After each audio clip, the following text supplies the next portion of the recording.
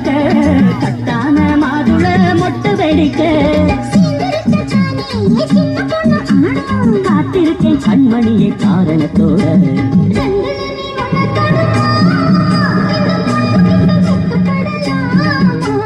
ஜல்லிக்கட்டு காலரடிதாமா நீ தும்ப விட்டு வாழ தொடலாமா